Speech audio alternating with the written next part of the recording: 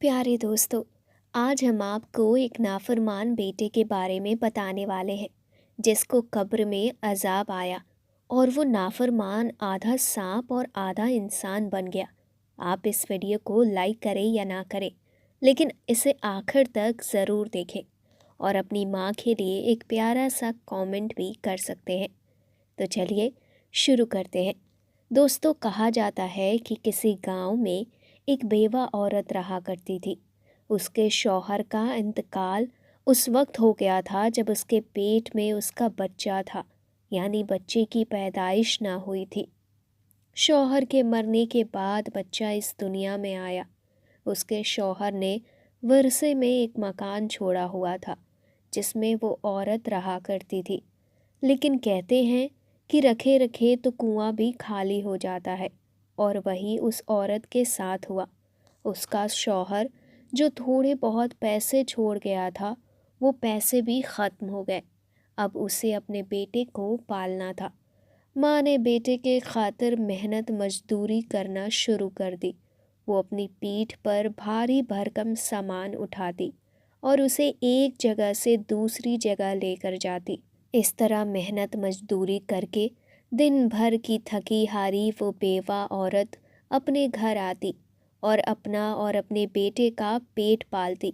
लोगों ने उसे कई बार कहा कि तुम्हारा एक ही बेटा है, तुम अभी जवान हो, शादी कर लो। लेकिन वो कहती कि मैं अपने बेटे के सर पर सौतेले बाप को नहीं लाना चाहती। बेहतर है कि मैं सब्र कर लूँ। अगर सौतेले बाप ने उससे मोहब्बत ना की तो ये बात मैं बर्दाश्त नहीं कर सकती। बहरहाल जिंदगी गुजारती रही। बेटा माँ की मोहब्बत में पल रहा था, लेकिन वो दीनदार औरत जो रात के एक तवील हिस्से में इबादत करती और दिन भर मेहनत करती, उस माँ की मोहब्बत का सिला उस बेटे ने कभी अच्छे अंदाज में ना दिया। वो बेटा बचपन से ही गुस्ताख, बदतमीज़ और बदज़ुबान था। अपनी माँ से बदतमीज़ी करता, औरत ज़ात की इज़्ज़त नहीं करता था। उसकी माँ उसको समझाती कि बेटा, अपनी ज़बान को नर्म रखो, अपने आप को काबू में रखो। अल्लाह बहुत बड़ा है, मेहरबान है। मैं तुम्हारी माँ हूँ, तुमसे मोहब्बत करती हूँ।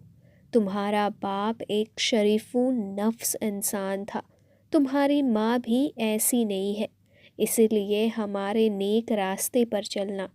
बेटा अपनी माँ की बात एक कान से सुनता और दूसरे कान से निकाल देता, बल्कि माँ जिस काम से उसे रोकती वो वही काम करता। इसी वजह से वो बचपन से ही नशे की लत में लग गया और नशा करने लगा।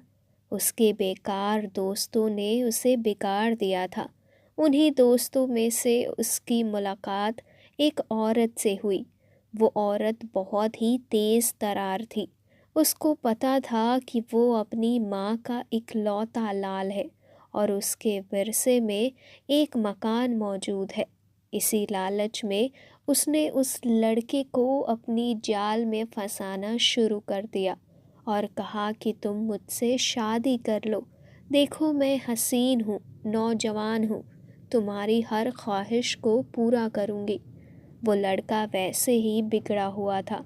उसने माँ को बिना बताए उससे निकाह कर लिया और फिर निकाह करके उसको घर ले आया। माँ ने अचानक बेटे के साथ एक औरत को देखा तो समझ तो गई, लेकिन उसने कहा, बेटा ये कौन है? तो वो कहने लगा, ये मेरी बीवी है। और तुम कौन होती हो मुझसे ये सवाल करने वाली?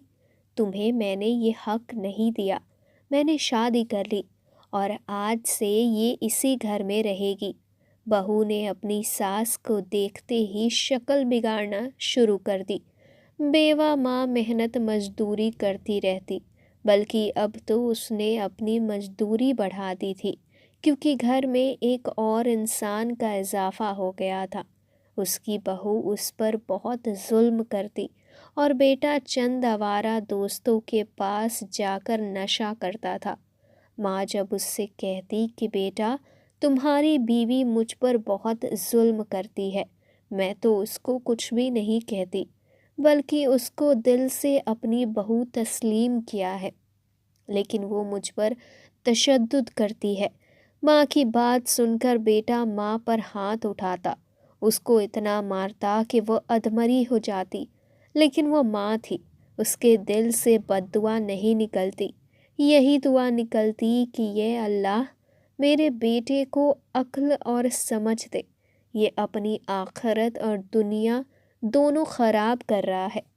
بیوی کی باتوں میں آ کر وہ ماں کو گندی گندی گالیاں دیتا اور کہتا تو وہ ناگن ہے جو زہر اگلتی ہے، مجھے پتا ہے تم میری بیوی کو کوستی ہے کیونکہ یہ تیری پسند کی بہو نہیں ہے، اسی لیے تم میری بیوی پر ظلم کرتی ہے اور جھوٹ کہتی ہے۔ وہ بیٹا کبھی بھی ماں کی باتوں پر یقین نہیں کرتا۔ بیٹے کے ہاتھوں وہ ماں پہلے ہی تنگ تھی، جس کے خاطر اتنی بڑی قربانی دی، اس نے اس کی جوانی اس کے بڑھاپے کا کوئی خیال نہیں کیا، اپنی بیوی کے ساتھ مل کر اس کو ناگن کہنے لگا۔ ماں کو یہ بات برداشت نہیں ہوتی تھی، وہ سجدہ ریز ہو جاتی اور اللہ تعالیٰ سے رحم کی دعا کرتی۔ ایک دن اس بہو نے سوچا کہ کیوں نہ میں اس بڑھیا کو ہمیشہ ہمیشہ کے لیے اس دنیا سے رخصت کر دوں۔ وہ دن رات یہی سوچتی کہ کس طرح اس بڑھیا کو مارا جائے۔ یہ سوچتے ہوئے ایک رات اس کو یہ بات سوجھی کہ کیوں نہ میں ایک سانپ کو اس بڑھیا پر چھوڑ دوں، اور پھر اس نے ایسا ہی کیا کہ سانپ کی ٹوکری جا کر اپنی ساس کے پاس رکھ دی۔ جب سانپ ماں کو کاٹتا تو کسی کو شک بھی نہیں ہوتا کہ اس کو مارا گیا ہے۔ اب اس نے وہ سانپ رکھ دیا، لیکن وہ سانپ بجائے ماں کو ڈسنے کے سیدھے اس کمرے میں گیا جہاں پر وہ بیٹا تھا۔ نہ بیوی کو کچھ کیا نہ اس کی ماں کو، بلکہ جا کر اس بیٹے کو ہی ڈس لیا۔ وہ بیٹا پانی بھی نہیں مانگ سکا اور تڑپ تڑپ کر جان دے دی۔ بیوی کو یہ بات معلوم نہیں تھی، جب صبح اٹھ کر دیکھا تو اس کے شوہر کے منہ سے جھاگ نکل رہے تھے۔ وہ سمجھ گئی کہ وہی سانپ جس کو اس نے ساس پر چھوڑا تھا، اس نے اس کے شوہر کو ہی ڈس لیا۔ وہ رونے لگی، چیخنے لگی کہ ہائے میرا شوہر مر گیا۔ اس کی ساس دوڑتی ہوئی کمرے میں آئی تو دیکھا کہ جوان بیٹا مر چکا ہے اور پورا نیلا پڑ چکا ہے۔ ایسی عبرت ناک حالت میں دنیا سے گیا کہ اس کے چہرے کو کوئی بھی نہیں دیکھ پا رہا تھا۔ خیر کسی نہ کسی طرح اس کو دفن کیا گیا۔ تدفین تو ہو گئی، لیکن ماں کے دل کو قرار نہیں آ رہا تھا۔ وہ بیوی جس نے اپنی ساس کو مارنا چاہا، اس کا شوہر ہی اس دنیا سے چلا گیا۔ وہ تو سکتے کے عالم میں آ چکی تھی، دنیا میں اس کو ابھی رہنا تھا اور اسے دنیاوی سزا بھگتنی تھی۔ اس کا ذہنی توازن بگڑ چکا تھا، یعنی پاگل ہو چکی تھی۔ لیکن ماں جو اپنے بیٹے کو ہر دم یاد کرتی تھی، ایک رات اس کے خواب میں وہ بیٹا آیا۔ اس نے کیا دیکھا کہ بیٹا کمرے کے ویرانے میں ہے اور اس ویران میں ہر جگہ کانٹے اگے ہوئے ہیں اور ان کانٹوں کے درمیان اس کی قبر ہے۔ اس کی قبر میں آگ لگ رہی ہے اور وہ آگ آسمان تک جا رہی ہے۔ وہ آگ ایسی لگ رہی تھی جو دنیاوی آگ نہیں تھی، بلکہ وہ جہنم کی آگ تھی۔ پھر دوسرا منظر آیا کہ اس کے بیٹے کی قبر پھٹی اور اس قبر میں سے سانپ نما انسان نکلا، یعنی کہ جس کا منہ سانپ جیسا تھا اور اس کا آدھا جسم انسان جیسا تھا۔ اس کو آگ کی جنجیروں میں لپیٹا ہوا تھا اور وہ چیخ چیخ کر کہہ رہا تھا کہ ماں مجھے معاف کر دو، میں نے تمہیں ناگن کہا، ماں میری بیوی نے تمہیں اس سانپ سے ڈسوانا چاہا، اسی سانپ نے مجھے ڈس لیا اور آج میں خود ہی سانپ بن گیا ہوں۔ مجھے عذاب قبر مل رہا ہے، ہر رات میری یہ حالت ہو جاتی ہے، ہر رات میرا منہ سانپ جیسا ہو جاتا ہے اور میں سانپ کی طرح پکارتا ہوں اور پھر یہی سانپ مجھے میرے پورے جسم پر ڈستا ہے، میرے پورے جسم کو لپیٹ لیتا ہے اور اتنی زور سے مجھے جکڑتا ہے کہ میری پسلیاں ایک دوسرے کے اندر گھس جاتی ہیں۔ ماں مجھے معاف کر دو، میں تمہاری نافرمانی میں اس دنیا سے گیا، میرے لیے دعائے مغفرت کرو۔ ماں نے جب وہ خواب دیکھا تو گھبرا کر اٹھ گئی، وضو کیا اور اللہ تعالیٰ کے حضور سجدے میں گر گئی کہ یا اللہ، بے شک میرے بیٹے نے میرے ساتھ گستاخی کی، بے شک وہ مجھے سانپ سے ملاتا تھا لیکن میں نے اس سے بد دعا نہ دی۔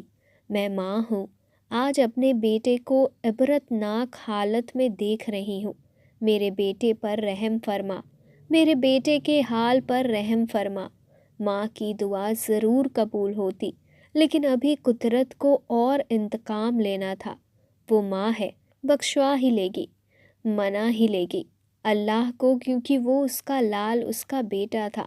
لیکن دوستو، یہ واقعہ سن کر ہر ایک کو عبارت حاصل کرنا چاہیے۔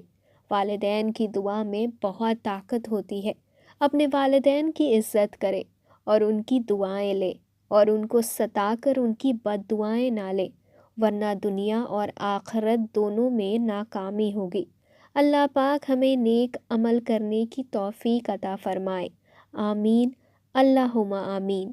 تو یہ ویڈیو آپ کو کیسی لگی ہمیں کامنٹ باکس میں ضرور بتائیے گا۔